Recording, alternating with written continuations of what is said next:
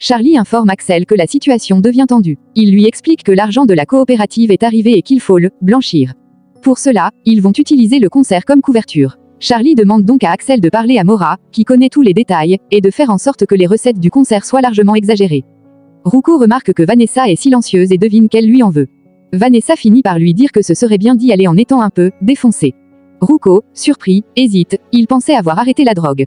Zulma souhaite bonne chance à Charlie pour le concert. Mais une fois seul avec Axel, Charlie confie qu'il la déteste, même si Axel la trouve jolie. Charlie envoie ensuite Axel dire à Hormiga de le retrouver discrètement dans sa loge pour un échange privé. Eric est très stressé à l'approche du concert. Quand Hormiga arrive en loge, Charlie lui demande de baisser discrètement le volume du micro d'Eric pendant sa dernière chanson et de le remplacer par une chanson de Charlie. Hormiga est surpris, car ce n'était pas prévu, mais Charlie lui rappelle qu'il est le patron, celui qui paye. Pour s'assurer de sa coopération, il lui glisse une liasse d'argent. Hormiga accepte en silence. Charlie embrasse Tammy, mais Juancho les surprend. Tammy, inquiète, rappelle à Charlie qu'ils avaient convenu de rester discrets. Elle craint que Rema ne la prenne. Charlie, lassé de se cacher, affirme qu'il est prêt à affronter les conséquences.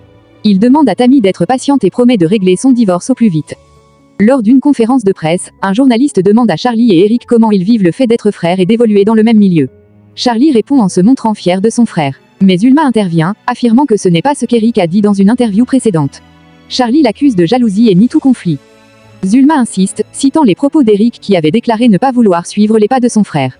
Charlie réplique en disant que c'est normal, car lui est unique, mais qu'il veut simplement l'aider à trouver sa propre voie dans un milieu rempli de jaloux et de menteurs.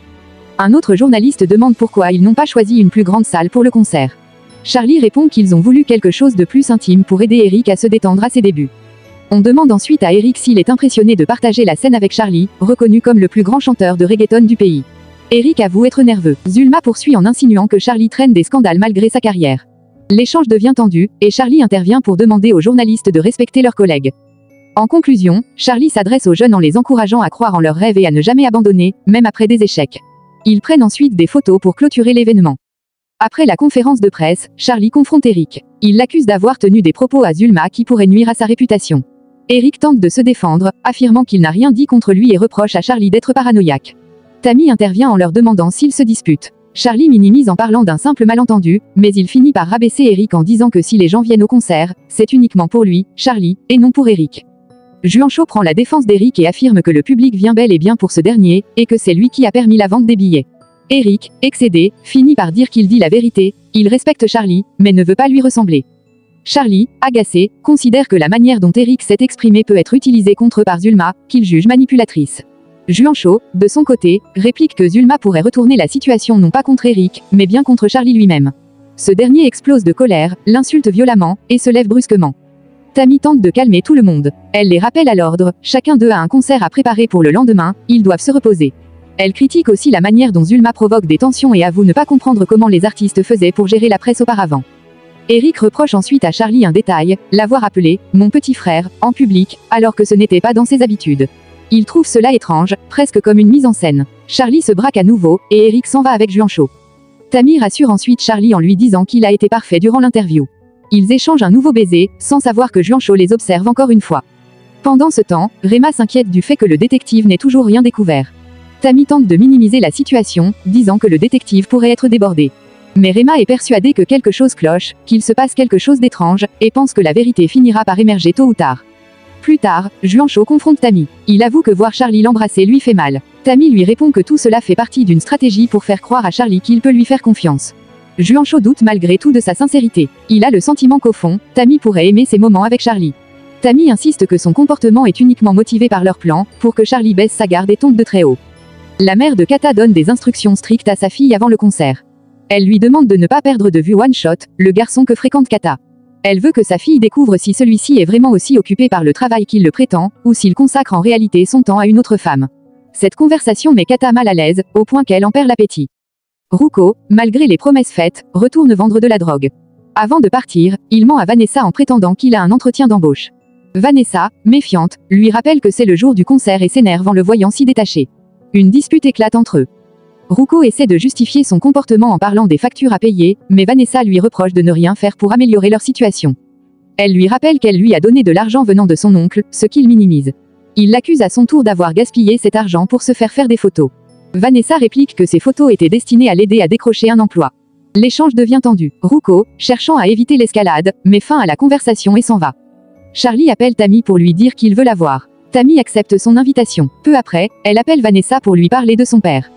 Tammy conseille à Vanessa de faire un pas vers son père, malgré leurs différents passés. Vanessa réagit avec douleur, expliquant qu'elle est déçue du silence de son père, comme s'il se fichait totalement d'elle. Tammy lui rappelle que leur dernier conflit avait beaucoup blessé son père, et que Vanessa avait même menacé de tout dévoiler publiquement si elle n'obtenait pas ce qu'elle voulait. Elle l'encourage à prendre l'initiative pour réparer leur relation, surtout en ce jour important pour toute la famille. Vanessa avoue à quel point son père lui manque, même si elle ne veut pas lui faire de mal. Pendant ce temps, Ruko continue ses affaires louches, il remet de la marchandise à un client. Vanessa essaie de l'appeler, mais il ne répond pas. Ne voulant pas empirer leur situation, elle lui laisse une note pleine de douceur. Elle lui dit qu'elle comprend qu'il soit occupé, mais qu'elle souhaite simplement savoir où le rejoindre pour le concert. Elle exprime son amour et son envie d'éviter les disputes. Irma rend visite à Eric chez lui. Elle le complimente sur son appartement et plaisante en disant qu'elle pourrait s'y installer. Peu après, Pete arrive également et salue tout le monde. Irma demande à Eric s'il est prêt pour le concert, mais celui-ci avoue être très nerveux. Pour l'aider à se détendre, Irma propose un exercice de respiration qu'elle a appris dans son village. Elle les guide à travers une visualisation mentale d'un champ paisible. Pete, qui participe aussi, provoque des rires, ce qui casse momentanément l'ambiance. Irma tente de les remettre au sérieux et les incite à continuer. À ce moment-là, Ligia, la mère d'Eric, arrive. Elle découvre qu'il a de la visite et est surprise qu'il ne l'en ait pas informé. Irma se présente poliment. Pete en profite pour plaisanter en disant qu'Irma est la copine d'Eric, ce qu'elle dément rapidement, ils sont juste amis. Ligia se montre accueillante et propose de tous les inviter à déjeuner avant d'aller au concert. Irma accepte avec plaisir. Avant de quitter la pièce, elle relance Eric pour qu'il se concentre sur l'exercice. Elle insiste pour qu'il le fasse sérieusement cette fois, afin de vraiment évacuer le stress. Pendant ce temps, Tammy arrive avec Vanessa chez Charlie. Celui-ci est très heureux de voir sa fille. Il l'accueille chaleureusement et lui fait visiter son chez lui, qu'il décrit comme modeste. Charlie est ému et demande à Vanessa si elle compte vivre avec lui ou rester avec sa mère. Vanessa lui explique qu'avant de prendre cette décision, elle veut d'abord obtenir son soutien pour sa carrière dans le mannequinat. Elle lui dit à quel point elle aime ça et se sent faite pour ce métier. Charlie lui avoue qu'il a toujours eu du mal à accepter cette idée, mais finit par céder. Il accepte de la soutenir, à condition d'être tenu informé de chaque étape, de chaque rendez-vous. Vanessa accepte et propose de discuter aussi avec sa mère. Ensuite, Charlie revient sur la question du logement. Il lui demande si elle compte vivre avec sa mère ou avec lui. Il plaisante un peu pour détendre l'atmosphère. Mais lorsqu'elle évoque la possibilité de vivre avec Ruko, Charlie devient plus ferme, il refuse que sa fille vive avec lui. Il insiste sur le fait qu'elle n'a pas à assumer autant de responsabilités si jeune. Selon lui, être indépendante implique des charges qu'elle ne devrait pas encore supporter. Vanessa proteste, craignant d'être constamment surveillée ou contrôlée, mais Charlie lui promet que cela n'arrivera pas. Il jure de respecter sa liberté, tant qu'elle vit sous le toit d'un parent. Ému, il lui dit à quel point elle lui a manqué.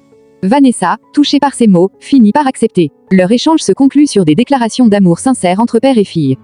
Zulma est en pleine répétition avec ses complices. Elle leur fait répéter le plan et les phrases qu'ils devront dire à l'arrivée de Charlie.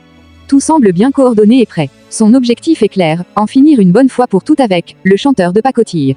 Pendant ce temps, Tammy contacte Zulma. Elle vérifie que tout se déroule comme prévu. Son interlocuteur lui confirme que les hommes sont bien positionnés devant la façade, prêts à intercepter Charlie à son arrivée.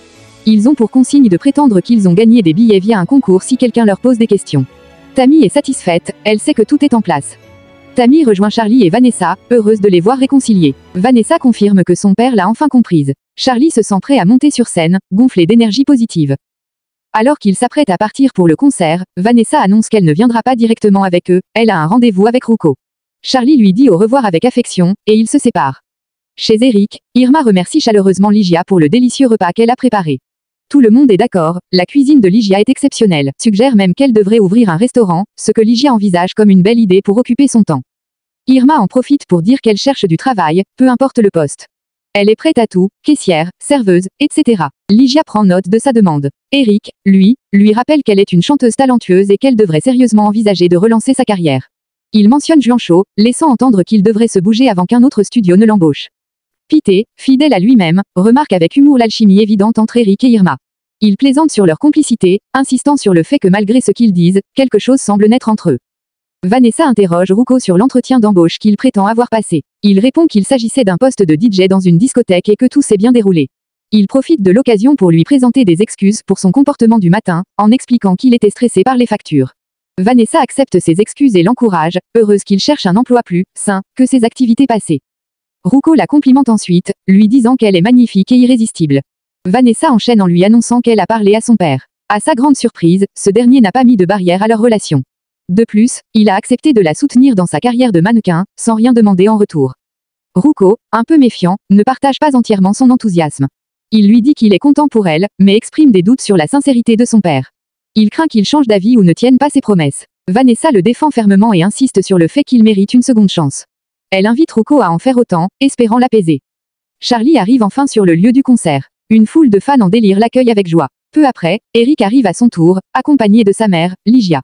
Lui aussi est salué par des fans enthousiastes qui se ruent pour prendre des photos avec lui. Mais alors que tout semble se dérouler dans l'euphorie, l'ambiance change brutalement.